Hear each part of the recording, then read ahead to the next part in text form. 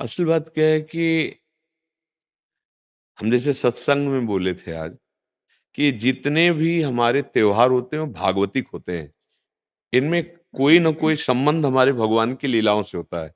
जैसे ये दीपावली है, तो अवध में भगवान श्री रामचंद्र जी, तो ये उत्सव मनाया गया। दीप, संपूर्ण अयोध्या दीप से प्रकाशित है। भगवान श्री राम 14 वर्ष वनवास के बाद अवध में जो है विराजमान हो रहे चक्रवर्ती सम्राट पद पे। तो ये अब इसे हम घर घर, हमें लगता है पूरे भारत में मनती होगी। सद्भावना तो है ही, पर हमको ये समझना पड़ेगा कि जैसे हम दीपावली उत्सव में जुआ आदि खेलने लगते हैं, लोग नहीं खेलने लगते कि भाई साल भर तो हम नहीं खेलते, पर दीपावली को तो खेलें। क्यों भाई? कहाँ लिखा हुआ है कि आप दीपावली को वो अपराध करें जिसमें कलयुग का वास रहता है, जिसमें बड़े बड़े धर्मात्माओं की भारी भारी विपत्तियां आए। धर्मराज युधिष्ठिर, महाराज नल, दमयंती, बड़े बड़े पावन चरित्र हैं महापुरुषों के। क्यों? द्यूत कीड़ा में कलयुग का निवास है। कलयुग, शराब पीना, मांस खाना, पर स्त्री गमन करना, स्वर्ण चोरी करना, द्यूत कीड़ा करना। द्यूत माने जुआ खेलना। तो जैसे दीपावली को, ज्यादा तो हमें ज्ञान नहीं, पर गांव में हमने देखा था कि जो लोग नहीं खेलते थे वो भी खेलते थे। आज हम दांव लगाएंगे, पर प्रभु से पूजन करो, अपने प्रिया प्रीतम का या भगवत विग्रह किसी का, और बैठ जाओ माला लेकर के 12 बजे रात्रि तक खूब नाम मंत्र जप करो। बड़ा शुद्ध, कई गुना बढ़ करके लाभ मिलता है। दीपक जला लो घी का, खूब गुरु मंत्र जपो, नाम जप करो, द्यूत कीड़ा आदि नहीं। ये सब आपको असत मार्ग में ले जाएगी। तो ये जो हमारा त्योहार है, इसका आंतरिक भी स्वरूप है। हमारे हृदय में भक्ति कर दीप, प्रेम करी बाती। हमारे अंदर ज्ञान का प्रकाश, जैसे हम घर में दीपक जलाते हैं तो अंधेरा जाता है ना, बाहर के अंधेरे जाने से हमारे हृदय का अंधकार तो नहीं मिटेगा ना। तो हमें हृदय का भी अंधकार नष्ट करना है। जब बाहर की दीपावली इतनी खुशी दे सकती है, तो अगर अंदर की दीपावली हो जाए तो कितना आनंद आ जाएगा। फिर तो हम आनंद सिंधु में डूब जाएंगे। कौन सा दीप अंदर जलाया जाता है? भक्ति का दीपक और प्रेम की बाती। अगर भक्ति का दीपक, प्रेम की बाती हो जाए तो उस प्रकाश जो प्रकट होता है उसे ज्ञान कहते हैं। उस ज्ञान से ये जितनी भी चिंता, शोक, दुख, मृत्यु आदि का भय है, ये सब नष्ट हो जाएगा। आप शरीर नहीं हैं, आपका स्वरूप सच्चिदानंद है। किसी भी शस्त्र अस्त्र की ताकत नहीं कि आपको मार सके, और ये शरीर बच नहीं सकता, क्योंकि ये प्रकृति का है और ये मरेगा। जैसे ये बच्चा से कब जवान हुआ, कब बूढ़ा हुआ, आपको पता नहीं चला, ऐसे ही कब मृत्यु आ जाएगी आपको पता नहीं चलेगा, और शरीर छिन जाएगा। ये प्रकाश होता है अंदर। और जब ये बात पता चल जाती कि मैं कौन हूं, तो नाच पड़ता है आत्मानंद। यज ज्ञात्वा स्तब्धो भवति, मत्तो भवति, आत्मा रामो भवति। जिसको जान लेने पर वो शांत हो जाता है, वो मस्त हो जाता है, वो आत्मा राम हो जाता है। ये आई दिवाली अंदर की। तो ये भक्ति कर दीप और प्रेम कर बाती किसी बाजार में नहीं मिलती है। ये बाहरी दीपक और बाती तो बाजार में मिल जाती है, लेकिन ये भक्ति कर दीप, प्रेम कर बाती कहाँ मिलेगी? बोले साधु संगति करी अनुदिन राती। यदि भगवत प्रेमी महात्माओं का संग हो जाए तो दीपक भी मिल जाएगा, बाती भी मिल जाएगी, और प्रकाश भी हो जाएगा, और अज्ञान अंधकार नष्ट हो जाएगा। हमें लगता है खूब बढ़िया दीपक जलाए और मंजीरा उठावे, भगवान नाम कीर्तन करे 10, 20, 50 लोग मिलके, फिर एकांत में नाम जप करे, ठाकुर जी को भोग लगाए, आरती करे। तो ये सात्विक, भगवान आए तो सब उत्सव मनाए, आनंद मनाए, आसुरी प्रवृत्ति वाला कोई भी कार्य ना हो। और अंदर भी जब हम नाम जप करेंगे, भक्ति करेंगे, तो अंदर प्रकाश बहुत जरूरी है। आज हमारे बाहर तो प्रकाश की बहुत बढ़िया व्यवस्थाएं हैं, हाइलोजन बिजली सब चल रही। जब बिजली नहीं तो जनरेटर से चल जाएगा। अंदर अंधकार छाया हुआ है, नहीं छाया हुआ? इस अंधकार में जब तक दीपावली नहीं होगी, तब तक वास्तविक आनंद का अनुभव नहीं होगा। और यहाँ आनंद, जैसे हम देखो अंधकार में क्या, रस्सी को सांप समझ रहे हैं, भयभीत हो रहे हैं। शरीर में इतनी आसक्ति कि मैंने मान लिया मैं स्त्री हूं, मैं मान लिया मैंने पुरुष हूं। नहीं है तू, ये तेरी पोशाक है। और जितने भी दुख हैं सब इसी में आते हैं। तू काहे को इसको पकड़े हुए है? तू अपने स्वरूप को देख, तू अलग है। अब ये बात समझने के लिए साधन चाहिए। अब तुम गंदे आचरण करते हो, गंदा चिंतन करते हो, कैसे तुम अपने स्वरूप को जानोगे? तो यही ज्ञान प्रकाश, यही ज्ञान हो जाए कि मैं भगवान का अंश हूं, जैसे भगवान कहते हैं ममैवांशो, और भगवत प्राप्ति करना मेरा परम धर्म है। अब आनंदमय गृहस्थी में महात्मा हो जाओगे। इतना आनंद रहता है उसको जो भगवत प्राप्त है, जो भगवान के चिंतन में।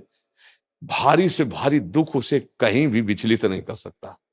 आएगा दुख, बचो। दुख आने के पहले जहां दुख का प्रहार होना है, उससे अलग हो जाओ। बिल्कुल आप अलग हैं। जैसे मेरी टेबल, मेरा हाथ, तो मैं हाथ तो नहीं हूं ना। ऊपर पूरे मेरा शरीर, खुद आप बोल रहे हैं मैं शरीर, ऐसा तो नहीं कोई कहता। मेरा शरीर मतलब ये मैं नहीं हूं। ठीक, अंदर चलते हैं। मेरा मन, मेरी बुद्धि, मैं तो नहीं बोला। फिर और अंदर चलते हैं, कारण शरीर, वो स्वभाव का आ जाता है। बोले मेरा स्वभाव ऐसा नहीं है। आप इस अलग को अपने में धर लिए, अब दुर्गति हो रही। मैं धनी, मैं निर्धन, ये प्रपंच छा गया। बस इसी दीपावली में ये देख लो प्रकाश में कि तुम ये नहीं हो जो तुम दुख पा रहे हो। तुम दुख, कोई भी दुख तुम्हें छू नहीं सकता।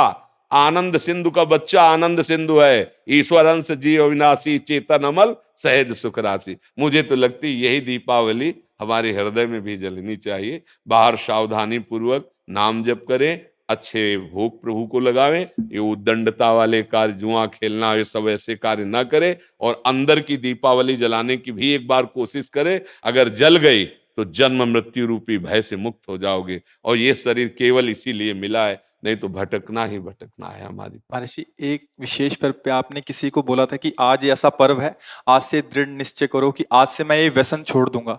तो महर्षि जी, आज बहुत सारे नए युवक भी आपसे जुड़े हैं महर्षि जी।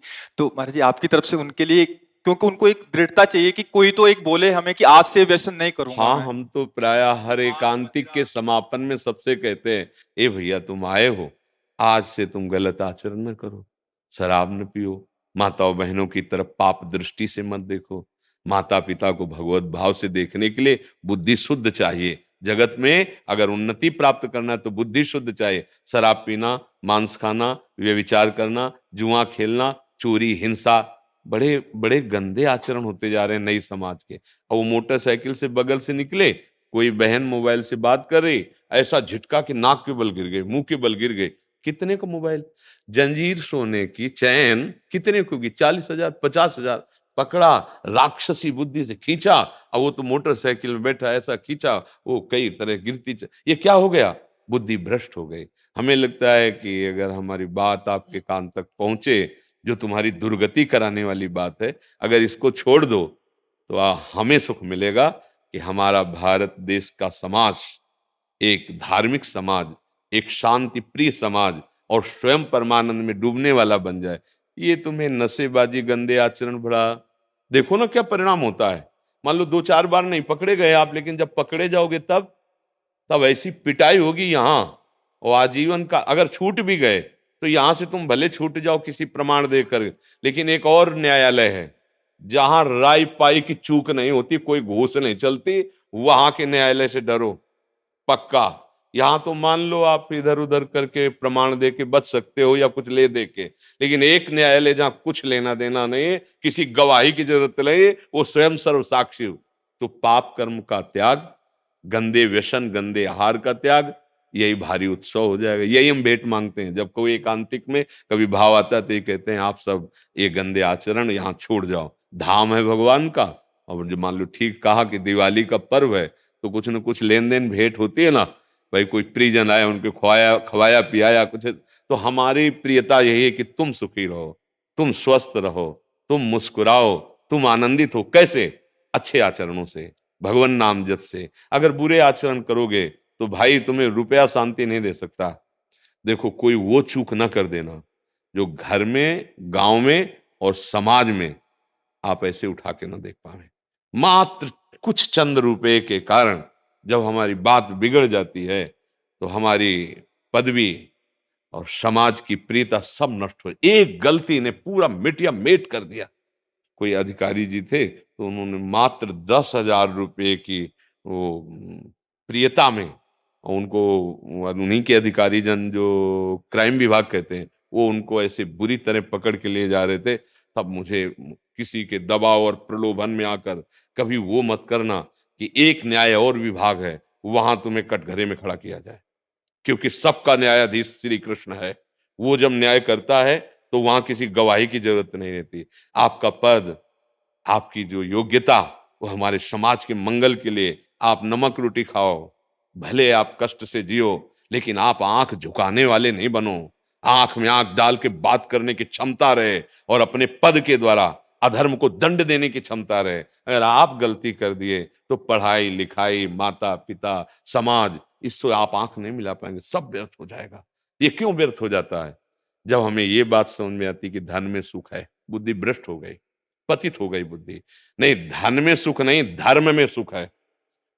आप देखो ना, बहुत आप अधर्म पूर्वक धन ले तो आप देखो आपका परिवार बिखर जाएगा, अशांति पैदा हो जाएगी। ऐसी संतानें पैदा होंगी जो आपको हर समय देखकर जलाती रहेंगी। पक्का विश्वास मानना, अधर्म के धन से कभी सुख शांति नहीं मिलती। और ये अधर्म तभी होता है जब हमारी बुद्धि खराब हो, और बुद्धि खराब तभी होती है जब ये 6 बातें होती है। पक्का समझ लेना, शराब पीना, मांस खाना, परिस्त्री से या परपुरुष से व्यभिचार करना, और हिंसा करना, और चोरी करना, द्युत कीड़ा आदि चोरी करना, जैसे ये चोरी ही मानी जाती है। अधिकार के विपरीत आचरण करना चोरी ही मानी जाती है। ये जब होगा तो कलयुग बैठ जाएगा, कलयुग को ये स्थान दिए, और कलयुग जब बैठ जाएगा तब दुर्दशा करा देगा। एक बड़े धर्मात्मा महापुरुष की बुद्धि में बैठ गया कलयुग, वो मुकुट लगाने के कारण जरासंध का, तो एक ऋषि के गले में मरा हुआ सर्प डाल दिया, और कारण बन गया मृत्यु का। 7 दिन में तक्षक काटेगा, ऐसा संगी ऋषि ने साप दे दिया। इसलिए बहुत सावधान। हाँ, हमारे पास भगवान की कृपा से जो आपका आना हुआ है, आप नशा रहित